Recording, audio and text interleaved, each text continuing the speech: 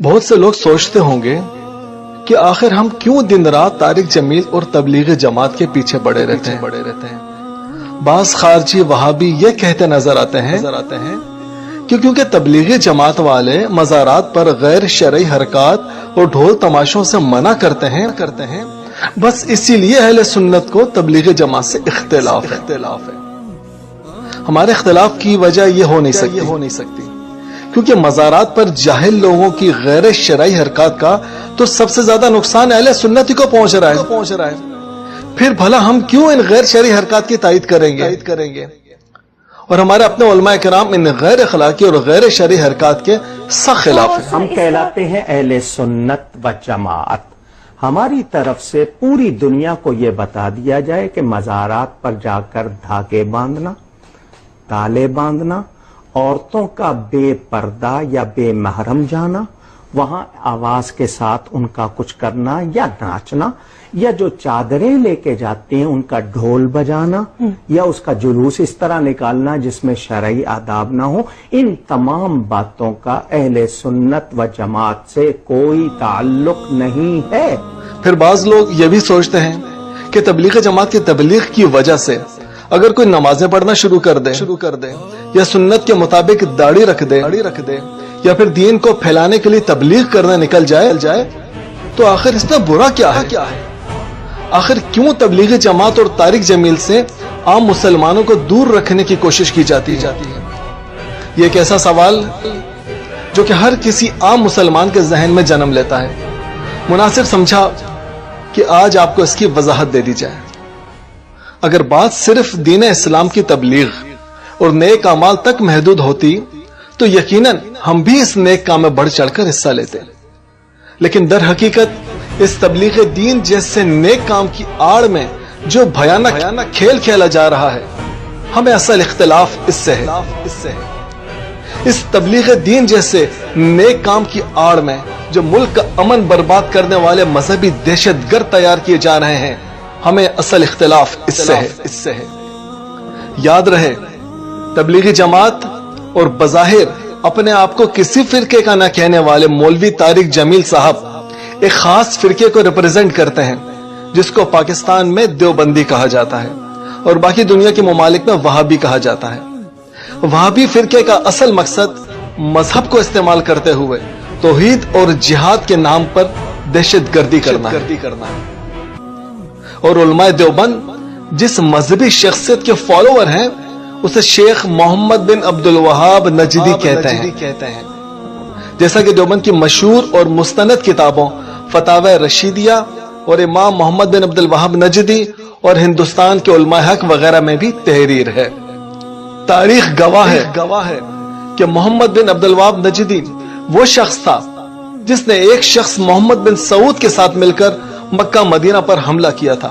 جس نے امام کعبہ اور مسجد نبوی کے امام کو کافر کہا تھا اور ہزاروں مسلمانوں کو شہید کر کے مکہ اور مدینہ کے اپنی حکومت قائم کی تھی اور اپنی اس نئی حکومت کا نام سعودی عرب رکھا تھا، حالانکہ تاریخ میں اس سے پہلے سعودی عرب نام کے کسی ملک کا کوئی وجود نہ تھا، جیسا کہ طارق جمیل صاحب بھی اپنی اس تقریر میں اس حملے کا معمولی سا تذکرہ کر رہے ہیں۔ عبدالعزیز بہت نیک آدمی، بہت عظیم بادشاہ، اس نے 1902 میں ریاض کو فتح کیا اور ایک چھوٹا سا ماڈل قائم کیا، اور 1924 میں اس نے مکہ فتح کیا اور 1925 میں مدینہ فتح کیا اور 1936 میں سارا عرب فتح کر کے اس کا نام رکھا المملکۃ العربیہ السعودیہ۔ جی اب آپ یہ طارق جمیل صاحب سے ہی پوچھ لیجئے کہ آخر محمد بن عبد الوہاب نجدی کو 1400 سال کے بعد دوبارہ مکہ کیوں فتح کرنا پڑا؟ محمد بن سعود کے ساتھ مل کر کیوں دوبارہ مکہ فتح کرنا پڑا؟ در حقیقت محمد بن عبد الوہاب نجدی مرزا غلام احمد قادیانی کی طرح بس اپنے پیروکاروں کو ہی مسلمان سمجھتا تھا، ان کے سوا وہ مکہ مدینہ سمیت سارے عالم اسلام کو کافر اور مشرک اور بدعتی کہتا تھا، اور ہماری اس بات کی گواہی تاریخ سعودیہ بھی دیتی ہے اور سارے عرب اور عجم کے علماء کی کتابیں بھی دیتی ہیں۔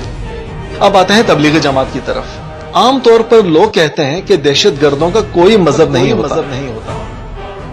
یہ کہا جاتا ہے، لیکن ایسا نہیں ہے، ایسا نہیں ہے۔ مذہبی دہشت گردوں کا ایک خاص مذہب ہوتا ہے۔ جی ہاں، مذہبی دہشت گردی کی تاریخ گواہ ہے کہ جب بھی اور جو بھی مذہبی دہشت گردی میں ملوث پایا گیا، اس کا تعلق دیوبند فرقے اور تبلیغی جماعت سے ہی نکلا۔ اور یہ صرف ہمارا ہی دعویٰ نہیں ہے، بلکہ پاکستان کی سیکورٹی ایجنسیز نے بھی یہی رپورٹ دی ہے۔ پاکستان میں جی ایچ کیو اور مہران بیس حملے میں جو بھی فوجی اہلکار ملوث پائے گئے، وہ سب کے سب تبلیغی جماعت میں وقت لگا چکے تھے۔ ابھی چند دن پہلے کی خبر بھی ملاحظہ کریں اور آپ خود جتنی بھی دہشت گرد تنظیمیں ہیں سب کا جائزہ لیں، چاہے وہ سپاہ صحابہ ہو یا لشکر جنگی، جیش محمد ہو یا پھر طالبان اور داعش وغیرہ، ان سب کا تعلق طارق جمیل والے فرقے یعنی وہابی دیوبندی سے ہی ملے گا۔ اور پھر آپ ان کے کارکنان کا جائزہ لیں تو معلوم ہوگا کہ 90% افراد تبلیغی جماعت میں وقت لگا چکے ہیں۔ ایکسپوز کو ایک سچا پاکستانی مسلمان ہونے کے ناطے بہت دکھ ہوتا ہے کہ جب یہ لوگ معصوم ذہن رکھنے والے سادہ لو مسلمانوں کو تبلیغ کی آڑ میں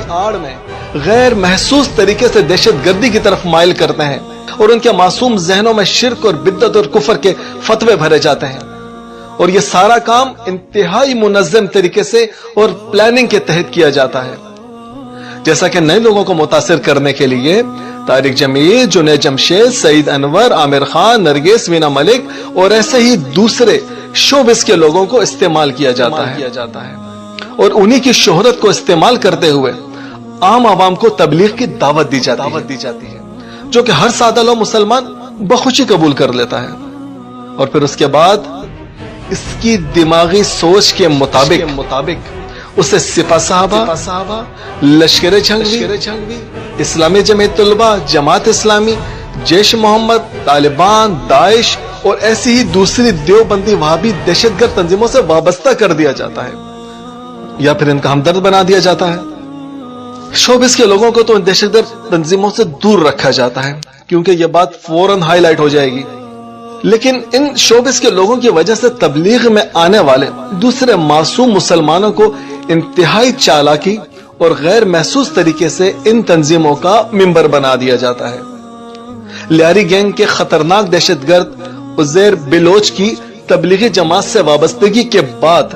اس کی سپاہ صحابہ کے دہشت گردوں کو اسلحے کی سپلائی کرنا،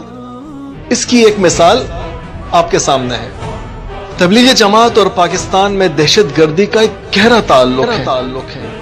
اور پاکستان میں دہشت گردی کی تاریخ اس بات کی گواہ ہے کہ ہزاروں لوگ تبلیغی جماعت میں آنے کے بعد طالبان اور دوسری دہشت گرد تنظیموں سے وابستہ ہوئے ہیں اور پاکستان کے عوام کو خاک اور خون میں نہلا دیا۔ لیکن جب ایکسپوز اور اس جیسے دوسرے محب وطن پاکستانی ان کے مکروہ چہروں کو بے نقاب کرتے ہیں تو پھر وہی چال چلی جاتی ہے، اور طارق جمیل اور جنید جمشید جیسوں کو سامنے لا کر کہا جاتا ہے، دیکھیے یہ تبلیغ والے کتنے نیک ہیں اور کتنے اچھے ہیں، کسی فرقے کے خلاف نہیں بولتے۔ لیکن تبلیغی جماعت والوں کے فرقہ دیوبند والوں کے اب جمعے کے خطبات سن کر دیکھ لیں یا کبھی ان کے ساتھ بحث کر کے دیکھ لیں، آپ کو اندازہ ہو جائے گا کہ یہ واقعی اتنے بھولے اور معصوم ہیں جتنے کے نظر آتے ہیں، یا پس سے پردہ کہانی کچھ اور ہے۔ طارق جمیل کی ہنسی مذاق اور اداکاری کو استعمال کر کے تبلیغی جماعت کو مضبوط کیا جاتا ہے اور تبلیغی جماعت کو افرادی قوت فراہم کی جاتی ہے، اور تبلیغی جماعت دہشت گردوں کو نظریاتی طور پر مضبوط کرتی ہے۔ یہ سب کچھ دیکھ کر ہم کیسے چپ رہ سکتے ہیں؟ لہذا ہم سادہ لو مسلمانوں کو اس بھیانک کھیل کا حصہ بننے سے روکنا چاہتے ہیں۔ ایکسپوز کا مقصد صرف اتنا ہے۔